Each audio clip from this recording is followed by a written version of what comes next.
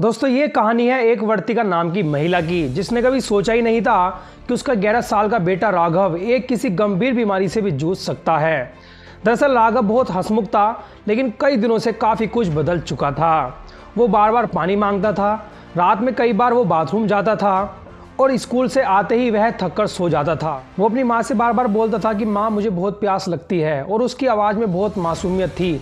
लेकिन यह सुनकर वर्तिका के दिल में बेचैनी। एक दिन स्कूल से उसकी क्लास टीचर का फोन आता है कि मैम, राघव अब पढ़ाई पर ध्यान नहीं दे पा रहा, वह सुस्त रहता है, वह थका थका हुआ रहता है। वर्तिका को लगा शायद वो फ़ोन ज़्यादा देखता है, मोबाइल ज़्यादा देखता है, तो उसने उसको डांटा भी और मोबाइल भी छीन लिया, लेकिन फिर भी कोई सुधार नहीं हुआ। अब राघव पहले से ज़्यादा भी मोटा हो चुका था। वह शाम को बाहर खेलने की बजाय मोबाइल में वीडियो गेम खेलता था और हेल्दी खाना खाने के बजाय नूडल्स, बर्गर, चिप्स, चॉकलेट्स। वर्तिका को देखकर लगा कि आजकल ये तो सब बच्चे करते ही हैं, इसमें आखिर गलत है क्या। लेकिन उसे क्या पता था कि उसके बच्चे के शरीर में धीरे धीरे एक खामोश तूफान पनप रहा है। क्योंकि एक रात राघव की तबीयत अचानक बिगड़ गई। कमजोरी, चक्कर, पसीना, उसकी हालत खराब। वह उसको जल्दबाजी में अस्पताल लेकर गई। टेस्ट हुए और रिपोर्ट आई। वर्तिका ने पूछा कि डॉक्टर साहब क्या हुआ। डॉक्टर ने बड़ी शांत आवाज में कहा कि इसको डायबिटीज है। यह सुनकर वर्तिका के कान सुन रह गए, वह हैरान रह गई। वो उसने पूछा कि डॉक्टर साहब ये बीमारी तो बड़ों की है ना। लेकिन डॉक्टर ने बड़े प्यार से कहा कि अब ये बीमारी बड़ों की नहीं रही, ये धीरे धीरे बच्चों में भी फैल रही है। यह सुन वर्तिका की आंखों में आंसू आ गए। राघव ने बड़ी मासूमियत के साथ पूछा कि माँ मैं ठीक तो हो जाऊंगा ना। अब वर्तिका को अपने ऊपर खुद पर पछतावा होने लगा कि क्यों उसने उस वक्त ध्यान नहीं दिया। और दोस्तों राघव की तरह ऐसे ही लाखों करोड़ों बच्चों की यही कहानी है, जिसे समय रहते अगर ध्यान नहीं दिया गया तो आपके और हमारे बच्चे एक बड़े खतरे में हैं। जी हाँ दोस्तों, आज हंसता खेलता बचपन कहीं खो चुका है। बड़ों में होने वाली यह समस्या आज हमारे छोटे छोटे बच्चों के कंधों पर आ चुकी है, और जिसे रोकना आज बेहद जरूरी है। क्योंकि डायबिटीज शरीर में केवल शुगर बढ़ने का ही नहीं, बल्कि हमारे शरीर के दूसरे अंगों पर भी इफेक्ट डालती है। और फिक्र मत करना दोस्तों, क्योंकि आज की वीडियो में हम ये जानने वाले हैं कि डायबिटीज की प्रॉब्लम जो कभी बड़ों में एक बीमारी मानी जाती थी, आखिर क्यों वह छोटे बच्चों को अपनी चपेट में ले रही है। ऐसी कौन सी गलतियां आपके और हमारे बच्चे कर रहे हैं जिसकी वजह से उनको डायबिटीज की समस्या होने लगी है, और कैसे आप अपने बच्चों को इस भयंकर बीमारियों से बचा सकते हैं। तो दोस्तों फैसला आपका है, इसलिए वीडियो को स्किप बिल्कुल भी मत करना, ताकि आप अपने बच्चे का भविष्य को सुरक्षित बना सके।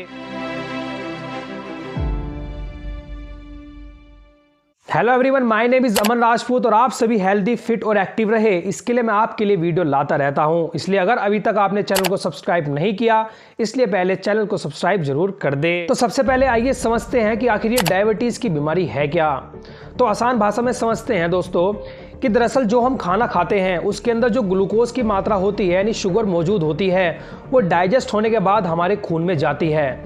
अब हमारे शरीर का एक अंग है पैनक्रियाज, जो एक इंसुलिन नाम का हार्मोन प्रोडक्शन करता है। अब ये इंसुलिन हार्मोन का काम ये होता है कि जो हमारे खून के अंदर जो हमें शुगर गई, जो खाने से मिला हमें ग्लूकोज गया, उसको डाइजेस्ट करके एनर्जी में चेंज करना होता है, जिससे हमें काम करने की एनर्जी मिलती है। लेकिन अगर ये इंसुलिन हार्मोन अपना कार्य सही प्रकार से ना करे, या ये इंसुलिन हार्मोन का प्रोडक्शन होना बंद हो जाए, तो अब जो खून के अंदर जो ग्लूकोज है, शुगर है, वो एनर्जी में चेंज नहीं होती, जिस कारण खून के अंदर ही धीरे धीरे शुगर की मात्रा बढ़ने लगती है, और हम ये बोल देते हैं कि हमको शुगर की बीमारी हो चुकी है। लेकिन सोचने वाली बात यह है कि पहले ये 40-50 की उम्र में होती थी, लेकिन आज ये 15 से 20 साल तक के बच्चों में भी देखने को मिल रही है। अब समझते हैं कि आखिर बच्चों में डायबिटीज के मामले तेजी से सामने क्यों आ रहे हैं। पहला, मोबाइल और स्क्रीन टाइम। दोस्तों जैसे कि हम जानते हैं कि हमारे हर छोटे से छोटे बच्चे मोबाइल इस्तेमाल करने लगते हैं, चाहे वो कुछ खाए या ना पिए, खेले या ना खेले, लेकिन वो मोबाइल का यूज़ करना आज सीख चुके हैं। और आजकल आपने देखा होगा कि बाहर खेलना या फिजिकल एक्टिविटी, योगा, एक्सरसाइज, जो आउटडोर गेम्स कभी बच्चे खेला करते थे, आज पूर्ण प्रकार से वो बंद हो चुके हैं, क्योंकि वे आज बाहर नहीं वीडियो गेम्स खेलना पसंद करते हैं। दूसरा, जंक फूड की लत। दोस्तों आज अपने चारों तरफ आपने देखा होगा बड़ी बड़ी दुकानें सजी हुई है, ठेले सजे हुए हैं, और जो बच्चा चारों तरफ देखता है वो ही खाने लगता है।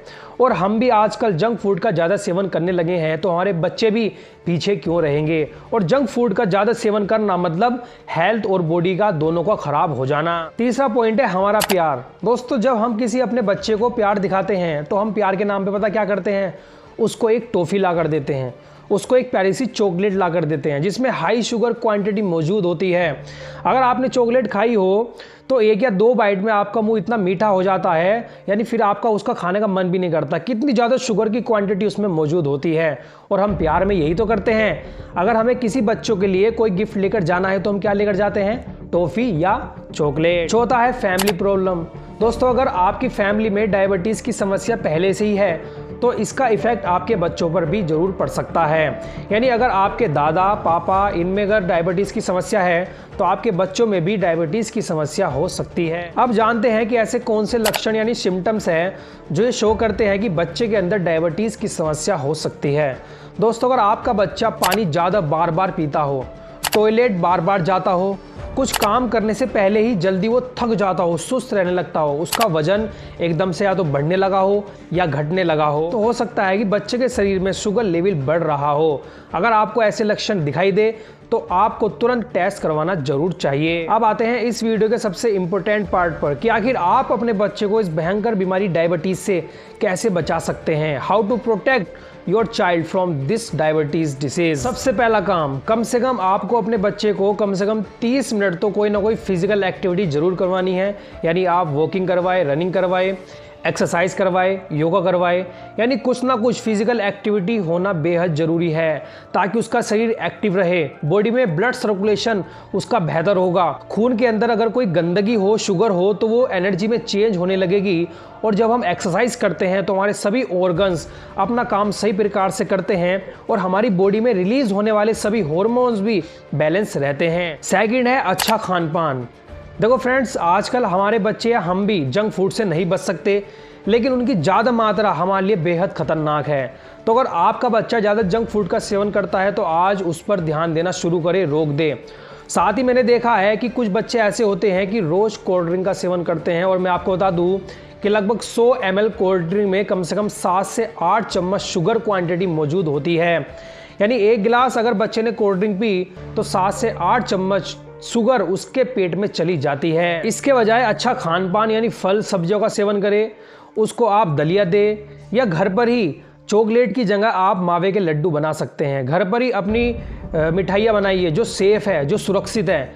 मार्केट की मिठाइयों से आपको बचना चाहिए। और जब हम किसी अपने बच्चों के लिए प्यार दिखाएं तो उसके लिए चॉकलेट टॉफ़ी ना लेकर जाएं, कुछ और चीज़ हम उसके लिए ले जा सकते हैं। थर्ड, अपने बच्चे को मोबाइल फ़ोन से ज़रूर दूर रखें। दोस्तों, मैं आपको बता दूं कि मोबाइल फ़ोन आपके बच्चे के दिमाग और शरीर दोनों को धीरे धीरे खा रहा है, यानी एक धीमा जहर है।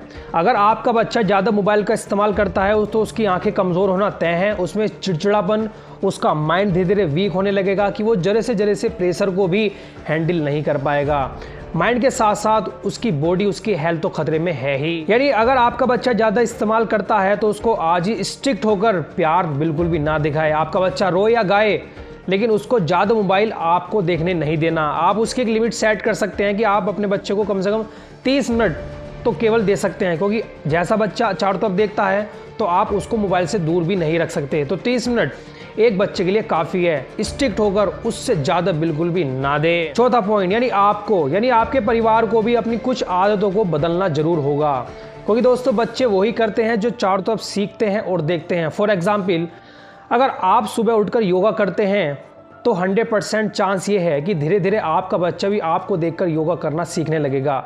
अगर आप घर में बैठकर गीता पढ़ते हैं और अपने बच्चों को साथ लेकर बैठते हैं तो 100% आपका बच्चा भी धीरे धीरे गीता पढ़ने लगेगा। लेकिन जरा सोचो, अगर आप ही सुबह को 8 बजे उठते हो, कोई एक्सरसाइज नहीं करते, हमेशा बैठे रहते हो, खाते रहते हो, बेकार चीज़ों का सेवन करते रहते हो, तो इसका इफेक्ट आपके बच्चे पर जरूर पड़ने वाला है। तो इसलिए अपने बच्चों के सामने भी ऐसी चीज़ें करें जो उनके लिए हेल्पफुल हो, वैसी चीज़ें ना करें जो उनको नुकसान पहुंचाए। और दोस्तों, इस प्रकार मात्र ये कुछ छोटी छोटी हैबिट्स को अपनाकर आप अपने बच्चे को प्रोटेक्ट कर सकते हैं, कई गंभीर बीमारियों से अपने बच्चे को बचा सकते हैं। So guys, follow these tips. और अगर ये वीडियो आपको थोड़ा बहुत भी सोचने पर मजबूर करता हो या आपके बच्चे के लिए या आपके लिए थोड़ा बहुत भी हेल्पफुल हो तो वीडियो को लाइक जरूर करें, साथ ही शेयर करें अपने भाइयों के साथ, अपनी फैमिली के साथ, अपने परिवार के साथ, ताकि ये इन्फॉर्मेशन वो जान सके और समय रहते ही वो अपने बच्चे को इस खतरनाक बीमारियों से बचा सके। वैसे क्या आपका बच्चा भी आपके साथ योगा करता है? क्या आपका बच्चा आपके साथ बाहर घूमने जाता है? तो कमेंट करके जरूर बताना। मिलते हैं अगली वीडियो में। Be healthy, be happy.